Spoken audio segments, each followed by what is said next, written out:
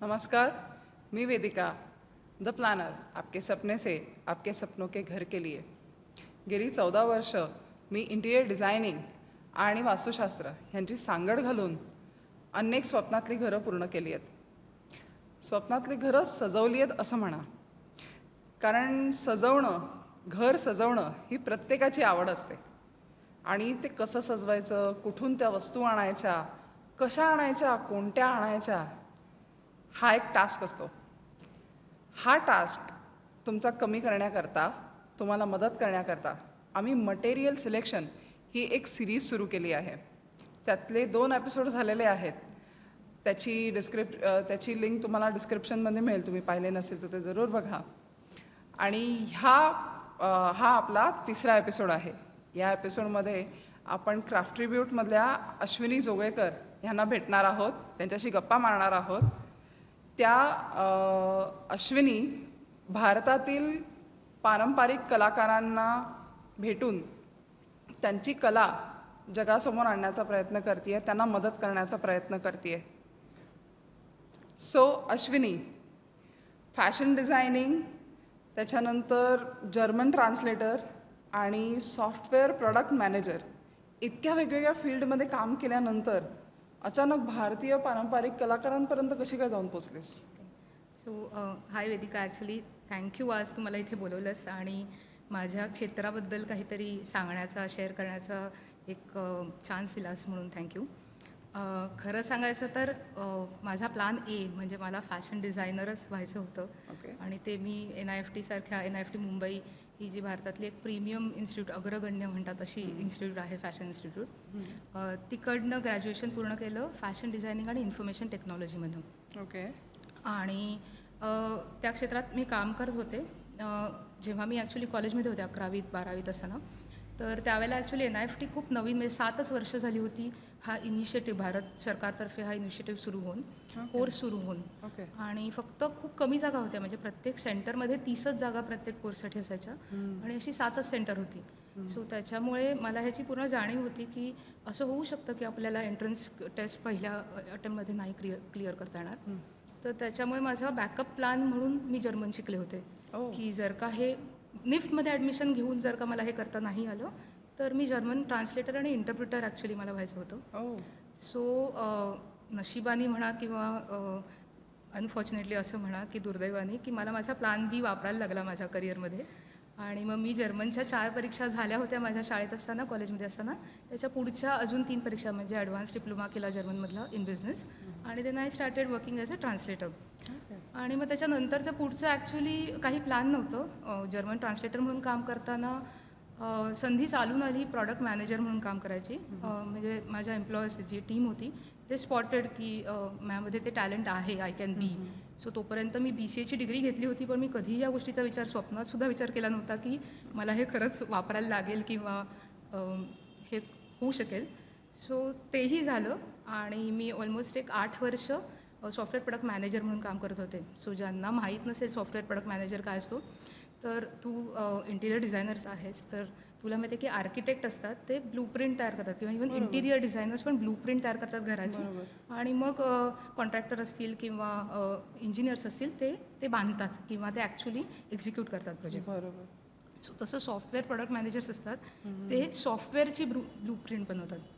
So ते software visualise करतात की ते कसं चालेल, त्याच्याबरोबर त्याचे फायदे कुठले असतील किंवा कसं ते वापरलं जाईल, त्याचं जर का ते म्हणायचं असेल की सक्सेसफुल झालं तर त्याचे क्रायटेरिया काय असायला पाहिजे, हे सगळं सॉफ्टवेअर प्रोडक्ट मॅनेजर डिझाईन करतात. सो जेव्हा मी ह्या कामाला सुरुवात केली ॲक्च्युली खूप असं सॅटिस्फाईंग. तू क्रिएटिव्ह फील्डमध्ये आहेस ऑलरेडी, तुला माहिती आहे की आपण जेव्हा काहीतरी तयार करतो, काहीतरी बनवतो किंवा इव्हन एस्पेशली प्रॉब्लेम सॉल्व्ह करतो कुठला तरी, तर कसलं मस्त एक त्याचं समाधान असतं.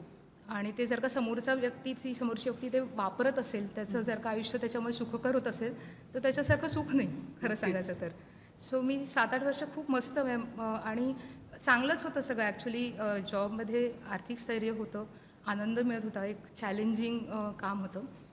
पॅरलली माझं व्हॉलेंटिअरिंग पण चालू होतं शैक्षणिक क्षेत्रामध्ये. एक ठाण्यामध्ये विद्यादान सहाय्यक मंडळ म्हणून एक खूप चांगली संस्था आहे. सो मी त्यांच्याबरोबर ऑलमोस्ट 7 ते 8 वर्ष वीकेंड व्हॉलेंटिअरिंग, जसं जमेल तसं व्हॉलेंटिअरिंग. तर त्याच्यामुळे शैक्षणिक क्षेत्राबद्दल म्हणजे सध्या काय चालू आहे, जॉब क्षेत्रात काय चालू आहे किंवा जनरली म्हणजे आम्ही अशी पण मुलं बघत होतो जी शेती किंवा बाकी कुठल्या बॅकग्राऊंडमधून येत होती आणि त्यांना इंजिनियर डॉक्टर बनायचं ते स्वप्न घेऊन शहरात येत होते.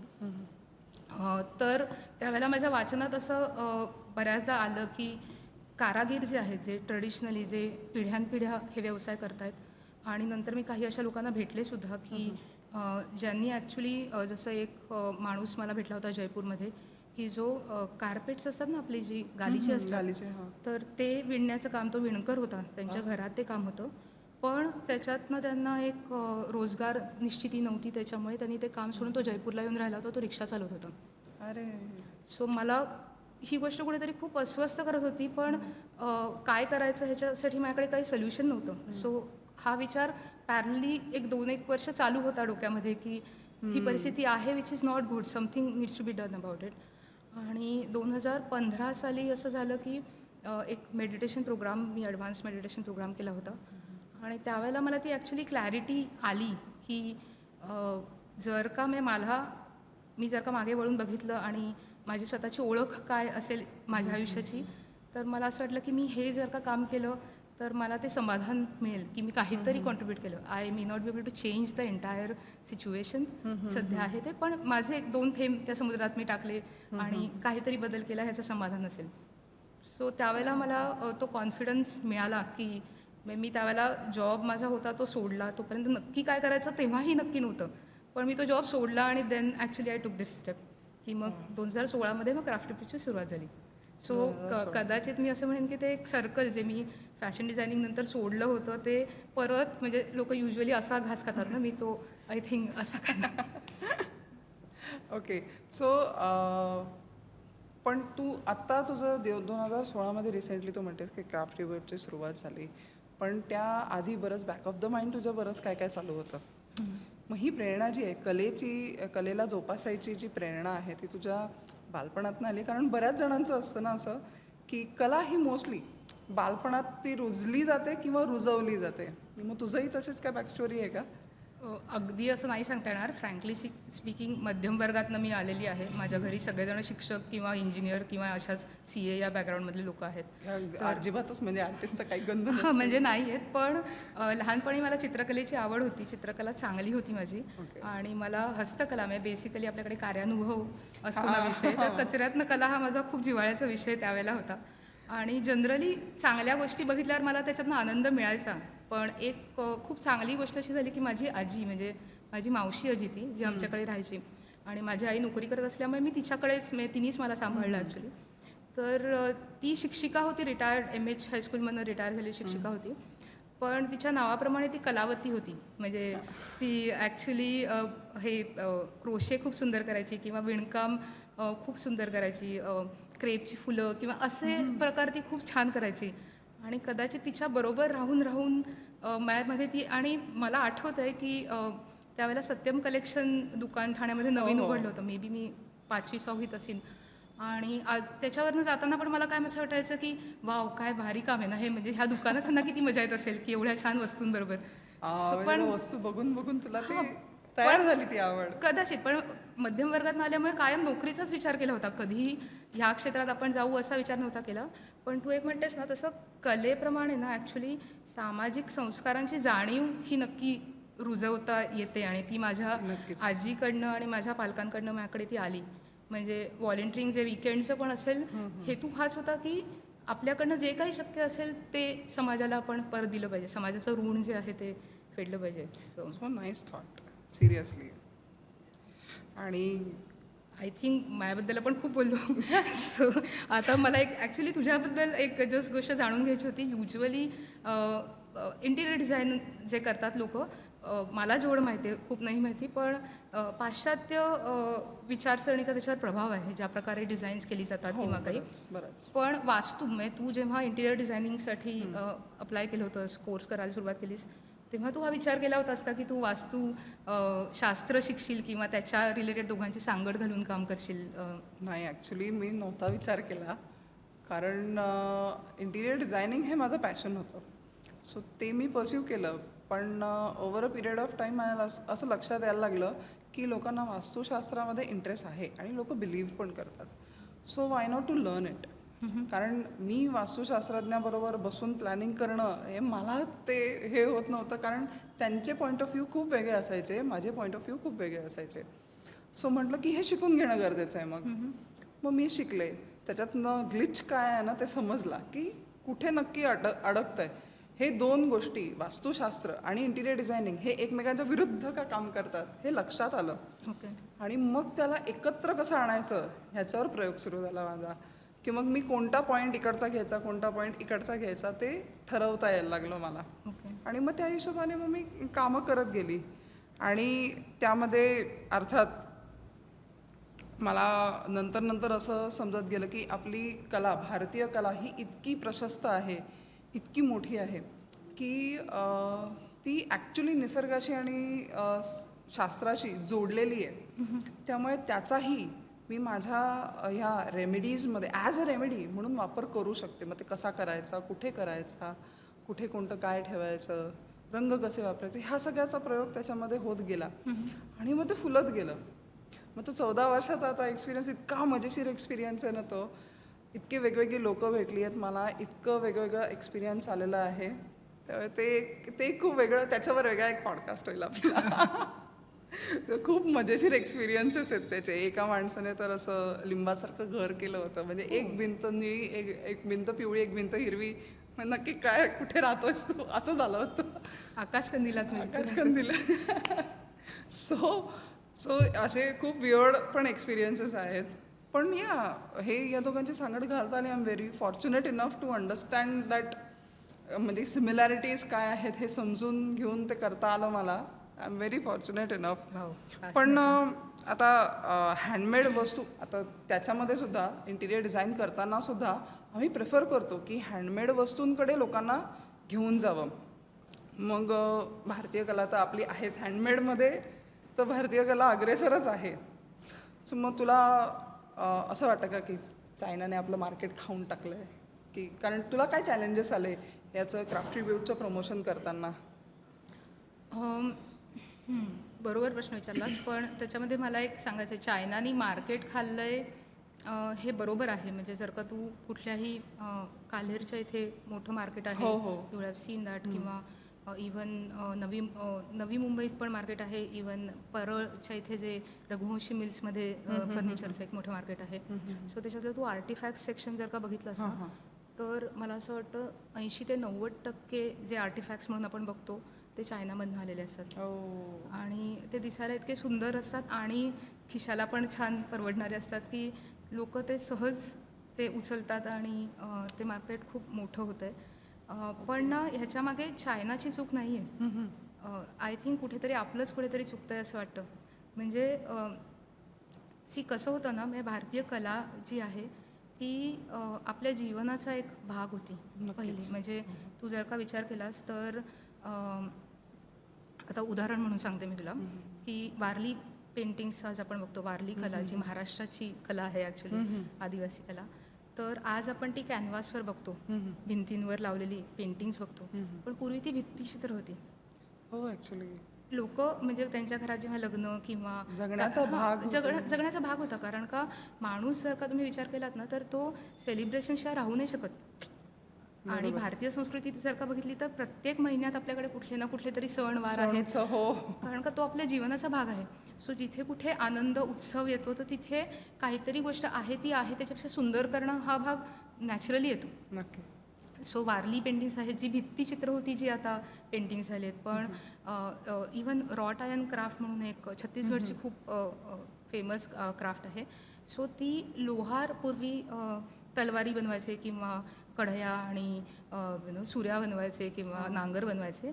तर त्या म्हणजे लोहार काम जे आपण म्हणतो की घणाचे घाव घालणं, म्हणजे ते किती मेहनतीचं काम असेल, पण त्याच्यातनं पण कला उदयाला आली. सो ते माणूसपण आहे माणसाचं, की कुठल्याही रुटीन, कुठल्याही अशा कामातनं सुद्धा कला, सौंदर्य शोधणं. सो भारतीय कला ज्या आहेत त्या अशा निर्माण झालेल्या आहेत. सो मग भले ते रोजच्या वापरातलं भांडं जरी असले ना तरीही म्हणजे जर का जुनी जे लोक पुण्याचे किंवा ज्यांची गावाकडे घरं आहेत तर त्यांना माहिती असेल की घरात आपल्या तांब्या पितळ्याची जी भांडी होती किंवा इव्हन सुंदर भांडी असायची, त्याचा जो घाट होता तो खूप सुंदर होता. केळकर म्युझियममध्ये आपण आता म्युझियममध्येच उरलेत अडकित्ते पण इतक्या सुंदर सुंदर अडकित्ते हो. तिथे आहेत. ह्याला दरवाजे प्रत्येकाच्या घरावरचे कोरीव कामाचे होते. सो ह्या ज्या कला आहेत त्या आपल्या जीवनाचा भाग होत्या. मला काय वाटतं माहिती आहे का की परकीय आक्रमणं सुरू झाली एस्पेशली इंग्रज, कारण का त्यांनी त्यांचं मँचेस्टरचं कापड विकण्यासाठी किंवा इंडस्ट्रियल रेव्होल्युशन नंतर तयार झालेलं सामान विकण्यासाठी आपला मार्केट म्हणून वापर केला आणि ते आपल्या डोक्यावर थोपलं. सो ह्याच्यात ॲक्च्युली लोकांनी प्रचंड गरिबी गेली 200 वर्ष बघितली. म्हणजे जे लोक 12 बलुतेदार होते त्यांना काम मिळेन असं झालं, कारण का बाहेरनं येणारा स्वस्तात माल तुमच्यावर थोपला गेला. तर त्याच्यामुळे ते जे वस्तू बनवत होते, इव्हन आता बुरुड जे लोक जे टोपल्या बनवत होते, बुरुड समाज अगदीच कमी झालेला दिसतो आता नाही. बरोबर. सो असे जे सगळे लोक होते त्यांचं पद्धतशीरपणे खच्चीकरण झालं गेल्या काही 100 वर्षांमध्ये. सो मला असं वाटतं मी आपण लोकांना असा दोष नाही देऊ शकत, पण ना आपण ही कला विसरलो. म्हणजे मे बी सर्वायवल बॅटल म्हणा तुम्ही किंवा काही, की मग स्वस्त आहे ते का नाही घ्यायचं. म्हणजे तुम्ही बुकेचं सोंग आणू नाही शकत ना, पैसे आहेत त्याचं सोंग नाही आणू शकत, बुक लपवू नाही शकत. सो मला असं वाटतं की आणि इनफॅक्ट असंही झालं की इंग्रजांनी त्यांच्या शिक्षण पद्धती बरोबर, म्हणजे त्यांना कारकून हवे होते, त्यांनी ते तयार करण्याची एक यंत्रणा तयार केली की त्यांना कारकून कसे मिळतील त्यांच्या सिस्टीमसाठी.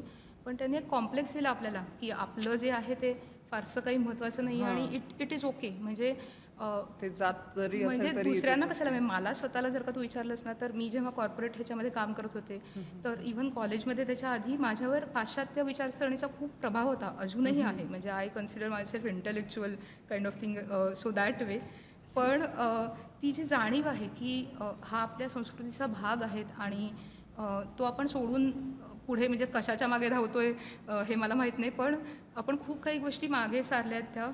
तर त्याच्यामुळे कुठेतरी सो पण आता ॲक्च्युली मला खूप आनंद होतो की यूट्यूबवर असे जे आता तू जसा पॉडकास्ट करतेस किंवा असे खूप लोक आहेत जे आपल्या संस्कृतीबद्दल आपल्याला त्या गोष्टी नवीन दृष्टिकोनातनं दाखवत आहेत. सो मे बी जी नवीन पिढी आहे ती ह्या सगळ्याचा विचार करून परत ह्या गोष्टी त्यांच्या आयुष्यात येतील. म्हणजे संस्कृती जर का तुमच्या आयुष्यात परत आली ना, की तुम्ही जे विसरायचा प्रयत्न केला आहे किंवा मागे टाकले ते थोडंसं आपण आपल्या आयुष्यात पुन्हा त्यांना दरवाजे त्यांच्यासाठी किलकिले केले की कला आपोआप येतीलच. कारण का ह्या दोन वेगवेगळ्या गोष्टी नाहीच आहेत.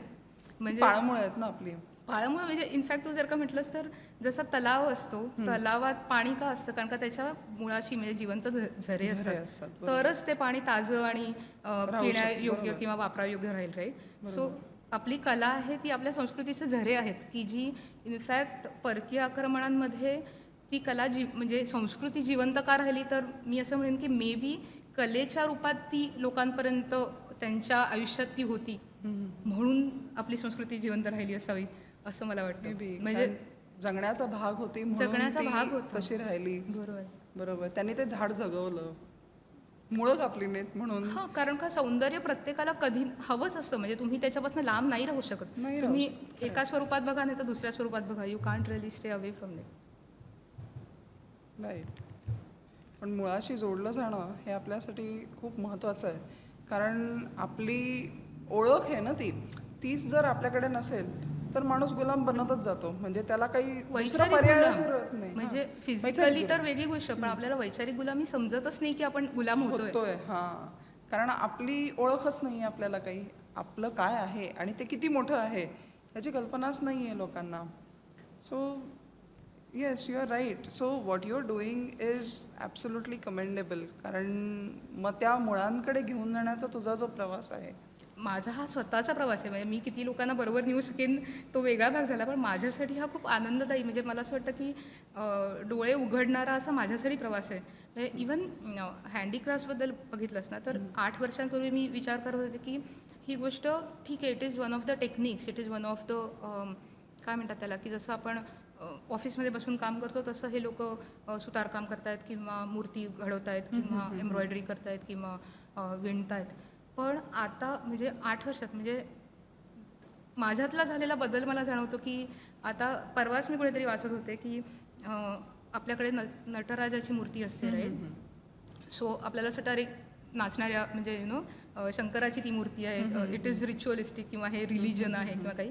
पण आता तू सनच्या सायंटिस्टची मुलाखत ऐकलीस तर ते तेच सांगतात की म्हणजे युनिवर्समध्ये जे ॲक्च्युली सतत एनर्जी तयार होते आणि it is getting created and it is getting distracted. Distracted. तर त्याचं ते स्वरूप म्हणजे ते नटराज म्हणजे त्याच्यापेक्षा सुंदर काही असू नाही शकत त्याचं व्यक्तीकरण करणारी गोष्ट.